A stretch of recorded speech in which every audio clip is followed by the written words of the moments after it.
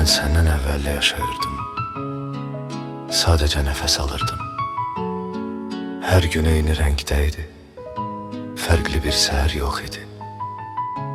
Sessiz bir otaqda özümle tek kalırdım her zaman. Bilmirdim ki itirdiğim tek şey mənəm. Ama sen geldin, hayatıma bir ışık geldi. Benim yarımçıq cümlelerim seninle tamamlandı. Sənə görə gülürəm, sənə görə yaşayıram. Hər çətinlikdə dözürəm, səninlə ayaqdayam. Sən sadəcə bir insan deyil, sən mənim daxili səsimsən. Bu həyatın ən gözəl hissəsi, mənim bütün nəfəsimsən. Sənə görə mən dəyişdim, köhnə qorxuları sildim. Sen benim tek ve benzersiz dünyamsan, bunu bildim. Milyonlarla üz var bu şehirde, milyonlarla ses. Ama senin bakışın tektir, senin pıçıltın bəs. Sen başkalarına benzemir, sen özünden bir senetsen.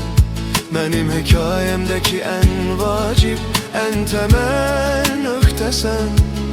Bu bağ, bu duygu ne yazılıp ne deyilə bilər.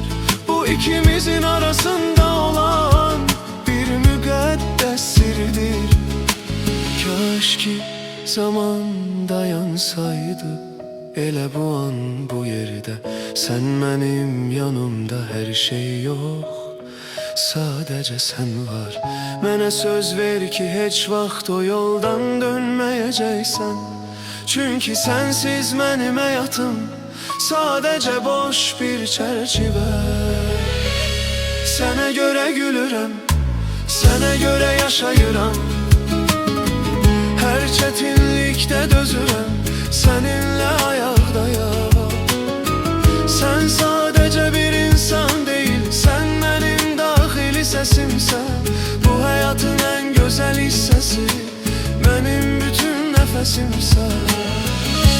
Sənə görə mən dəyişdim, köhnə qorxuları sildim. Sen benim tek ve benzersiz dünyamsan, bunu bildim.